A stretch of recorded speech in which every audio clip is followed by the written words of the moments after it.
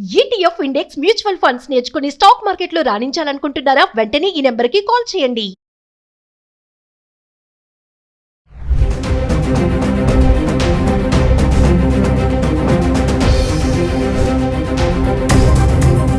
భారతదేశ ప్రభుత్వం ఒక మంచి పరిణామం తీసుకొస్తుంది.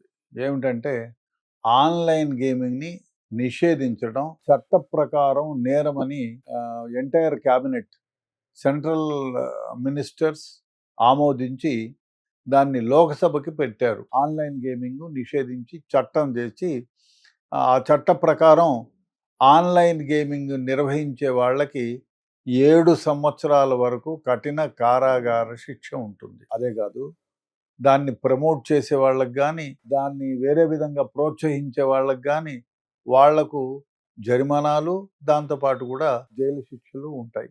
అదేవిధంగా ఎవరైతే ఈ ఆన్లైన్ గేమ్ని ప్రోత్సహించి ఈ సినిమా యాక్టర్లు వాళ్ళు వీళ్ళు ఎవరైనా ప్రమోట్ చేసిన దానికి కూడా జైలు శిక్ష ఉంటుంది. దీంతో పాటుగా భారతదేశం మొత్తం మీద ఉన్న ఏ బ్యాంకులో కూడా ఈ డబ్బును లావాదేవీలు జరపడానికి లేదు. ఇప్పుడు ఆన్లైన్ గేమింగ్లో ఠట్ అని ఫోన్లో నుంచి వేరే వాళ్ళకి రాసేవాళ్ళు, పంపించేవాళ్ళు, అక్కడ గెలిస్తే మళ్ళీ ఇంత డబ్బులు వీని అకౌంట్లో వేసేవాళ్ళు, ఓడిపోతే వాడే తీసుకునేవాడు, అక్కడి నుంచి ఫర్దర్గా బ్యాంక్ ట్రాన్సాక్షన్ చేసేవాళ్ళు. ఇప్పుడు దానికి ఫుల్ స్టాప్ పెట్టారు.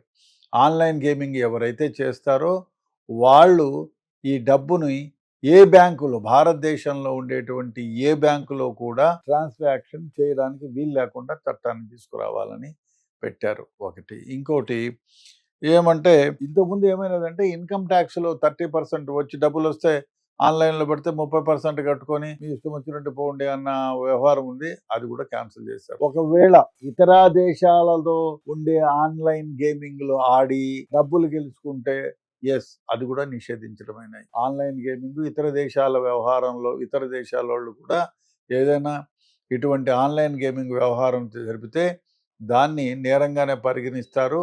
వాళ్ళపైన కూడా భారతదేశంలో దీని ప్రకారం వాళ్ళు కూడా శిక్షార్హులు అవుతారు.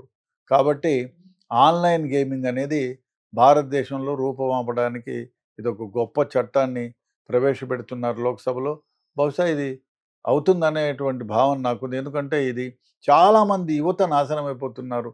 యంగ్స్టర్స్ అందరూ చాలామంది చదువును పాడు చేసుకుంటున్నారు. పిల్లలకి ఫీజు కట్టరా బాబు అని ఇస్తే ఎగ్జామ్ ఫీజు కట్టమంటే ఆన్లైన్ గేమ్లో పోగొట్టుకొని ఊరే వేసుకున్న వాళ్ళు ఉన్నారు, విషం దాగిన వాళ్ళు ఉన్నారు, కాలేజీ పోకుండా ఉండేవాళ్ళు ఉన్నారు. అదేవిధంగా ఈ ఆన్లైన్ గేమింగ్ల కోసం అప్పులు చేసి దొంగతనాలు చేసిన వాళ్ళు ఉన్నారు. ఈ విధంగా చాలా ఉన్నారు. కాబట్టి ఈ ఆన్లైన్ గేమింగ్ని నిషేధించారు. ఇది చాలా మంచిది.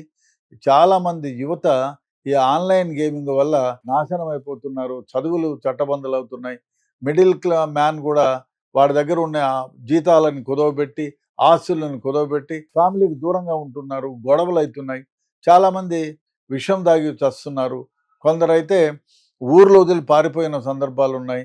కొందరు ఊరేసుకొని చచ్చిపోతున్నారు.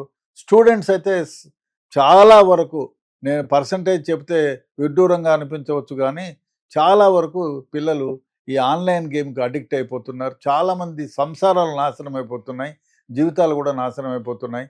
కానీ ఈ చట్టాన్ని సెంట్రల్ గవర్నమెంట్ చట్టరూపం దాల్చడానికి ఇవ్వడం నిజంగా చాలా సంతోషదాయకం. డెఫినెట్గా ఈ బిల్లు వస్తే, చట్టమై రూపుదిద్దుకుంటే భారతదేశంలో ఆన్లైన్ గేమింగ్కి ఒక తెరపడినట్టే. ఒకవేళ ఇతర దేశాల నుంచి వచ్చే ఆన్లైన్ గేమింగ్ కూడా ఆడాలి అనుకుంటే కూడా అది నిషేధించబడింది. వాళ్ళు కూడా అరెస్ట్ అవుతారు. ఇప్పటి వరకు లాస్ట్ ఇయర్ వరకు దాదాపు 1400 పైచిలుకు ఈ గేమింగ్ యాప్ని రద్దు చేశారు, సీజ్ చేశారు.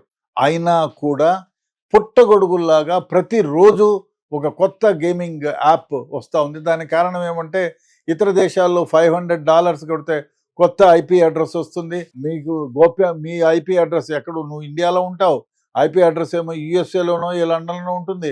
పోలీసులు గుర్తించినా ఏమీ చేయలేని పరిస్థితి. కాబట్టి దీనివల్ల చాలా కుటుంబాలు నాశనం అయిపోతున్నాయి. ఈ విధంగా ఈ చట్టం తెచ్చిన దానివల్ల భారతదేశంలో ఒక శుభ పరిణామం నేను అనుకుంటున్నాను. ఈ ఆన్లైన్ గేమ్ని ఇతర పార్టీ వాళ్ళు సమర్థిస్తారా, సమర్థించకుండా అపోజిషన్ చేస్తారా అనేది అందరిలో ఉన్న ఒక పెద్ద చిక్కుముడి. నేను అనుకునేది ఏమంటే ప్రజలకి దేశానికి మేలు చేసేటువంటి ఇటువంటి చట్టం డెఫినెట్గా ప్రతి ఒక్కళ్ళు అపోజిషన్ పార్టీ వాళ్ళే కాదు, దేశంలో ఉండే ప్రతి నాగరిక యువకుడు కూడా దీన్ని సపోర్ట్ చేయాలి. అదేవిధంగా ఆల్ ఎంపీస్, ఎమ్మెల్యేస్, అందరూ కూడా దీన్ని డెఫినెట్గా ఒక మంచి పరిణామంగా చూసి సపోర్ట్ చేయాల్సినటువంటి అవసరం ఎంతైనా ఉంది. లేకపోతే ఏమైపోతుందంటే ఆన్లైన్ గేమింగ్ ఇట్లే పడితే పని గంటలు నాశనం అయిపోతున్నాయి. అతి ముఖ్యంగా పని గంటలు నాశనం అయిపోతున్నాయి. దీన్ని మాయలో పడి సంసారాలు నాశనం చేసుకుంటారు, ఉద్యోగాలు పోగొట్టుకుంటున్నారు. ఇలా అనేక విధాలుగా ప్రజలు ఇబ్బంది పడుతున్నారు. కాబట్టి ప్రతిపక్షాల వాళ్ళు కూడా డెఫినెట్గా ఈ ఆన్లైన్ గేమింగ్కి మా ఒత్తాసు పలికి ఇది ఒక చట్ట రూపం దాల్చితే బాగుంటుందనేటువంటిది నా అభిప్రాయం.